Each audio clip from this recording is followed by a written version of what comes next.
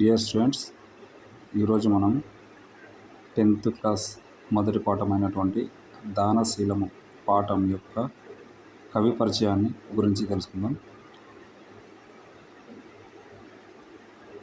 అయితే దానశీలము పాఠాన్ని రాసినటువంటి కవి పేరు వచ్చేసి బమ్మెర పోతన. ఈయన గురించి ఇట్లా మనం ఒకసారి చూసుకున్నట్లయితే చూడండి. కవి పరిచయం.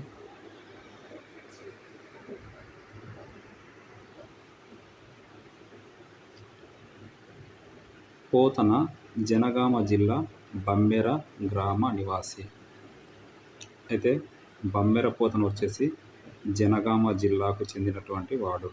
మీరు సింపుల్గా గుర్తుపెట్టుకోవాలంటే పోతనకు జనాల మధ్యలో ఉండడం అంటే చాలా ఇష్టం. జనాలు ఈక్వల్ టు జనగామ జిల్లా. బమ్మెర గ్రామ నివాసి. బమ్మెర వచ్చేసి ఈయన గ్రామం. బమ్మెర అనే గ్రామం పేరు మీదనే ఈయన వచ్చేసి బమ్మెర పోతన అంటారు. అంటే తన ఊరి పేరునే తన ఇంటి పేరుగా మార్చుకున్నటువంటి కవి. తల్లి వచ్చేసి లక్కమాంబ. బమ్మెర పోతన తల్లి పేరు వచ్చేసి లక్కమాంబ. సింపుల్గా గుర్తుపెట్టుకోవాలంటే బమ్మెర పోతన పుట్టిన తర్వాత వీళ్ళమ్మకు ఒక లక్కు కలిసి వచ్చిందంట. ఏదో ఒక రకంగా, అంటే లాటరీ రూపంలో ఏదో రకంగా చిన్న కోడ్ అంతే. ఇది ఈమెకు ఒక లక్కు కలిసి వచ్చింది బమ్మెర పోతన తల్లికి. అందుకే ఈమె పేరు వచ్చేసి లక్కమాంబ. జస్ట్ కోడ్ మాత్రమే. తండ్రి పేరు వచ్చేసి కేసన వచ్చేసి కేసన. ఒకవేళ మీకు గుర్తు రాకపోతే ఇట్లా వీళ్ళ నాన్నకు కేశాలు అనేవి అసలే ఉండవు అనుకోండి. కేశాలు ఈక్వల్ కేసన. కేశాలు అంటే వెంట్రుకలు. ఇది కోడు మాత్రమే. వాళ్ళ నాన్న పేరు వచ్చేసి కేసన. పోతన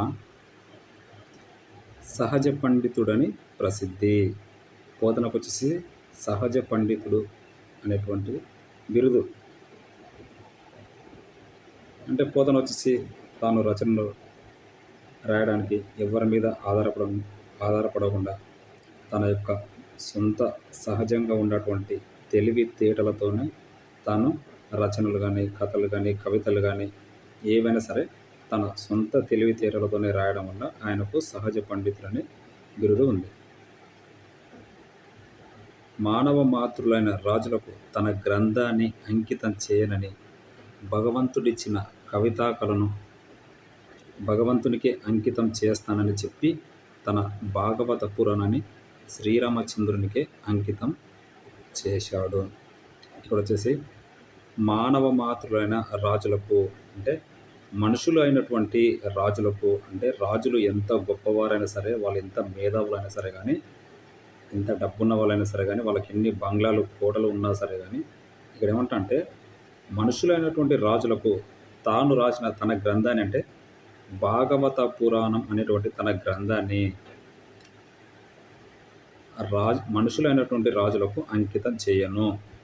అయితే భగవంతుడిచ్చినటువంటి కవితా కళను, అంటే దేవుడిచ్చినటువంటి తనకు గొప్ప కవితా కళను ఎవరికి అంకితం చేస్తున్నాడు?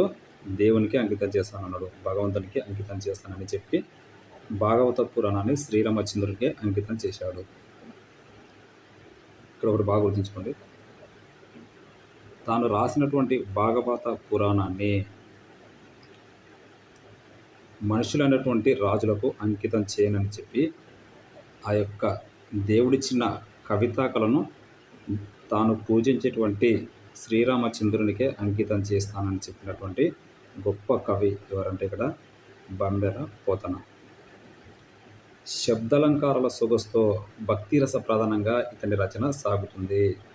చూడండి, ఇక్కడ ఇతని రచనలు మొత్తం కూడా ఏ అలంకారాలతో సాగుతాయంటే శబ్దాలంకారాలు.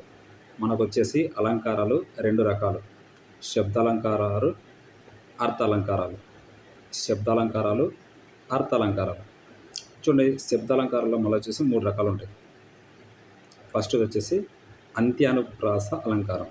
అంత్యానుప్రాస అలంకారం ఇందులో వచ్చేసి ఏమేముంటాయంటే వృత్యానుప్రాస, చేకానుప్రాస, లాటానుప్రాస, అంత్యానుప్రాస, ఇట్లా దీనిలో అనుప్రాస అలంకారాలు.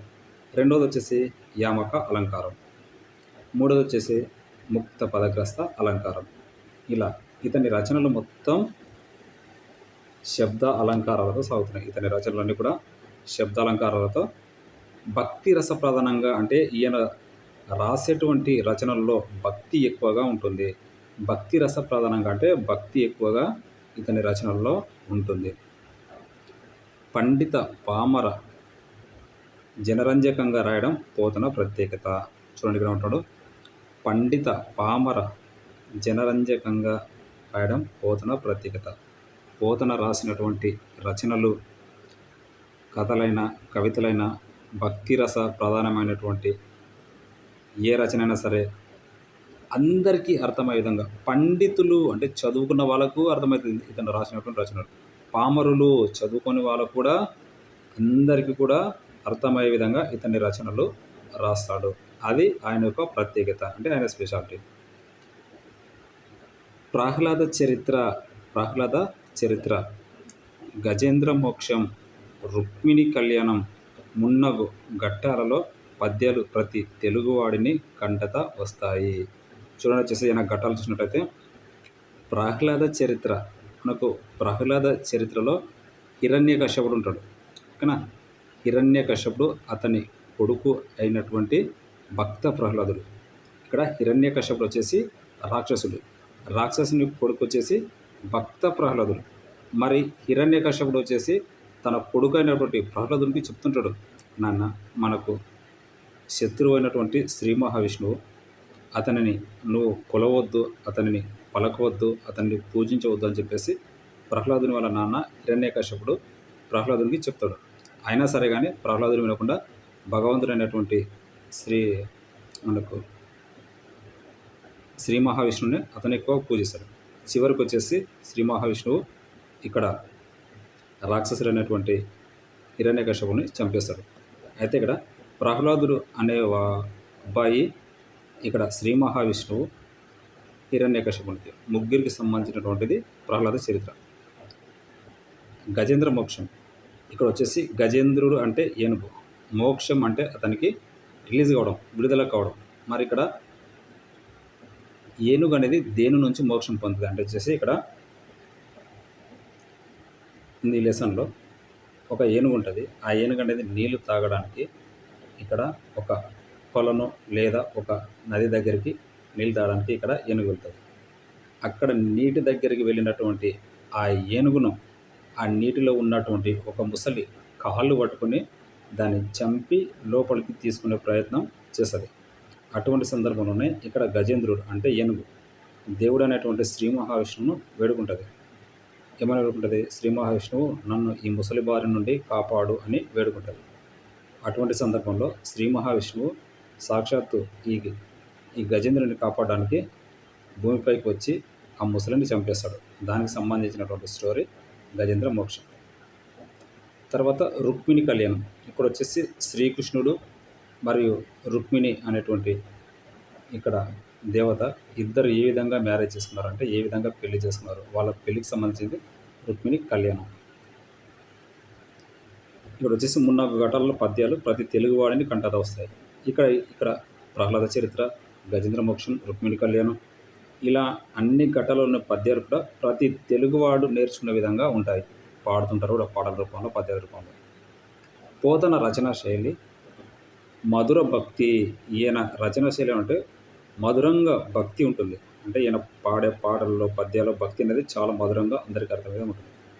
తర్వాత కవులకు ఒరవడిగా నిలిచాయి. అంటే తర్వాత కవులు కూడా ఇతని యొక్క పద్యాలను, రచనలను వాళ్ళు నేర్చుకునే విధంగా, వాళ్ళు అనుసరించే విధంగా ఇతని పద్యాలు అవన్నీ ఉంటాయి.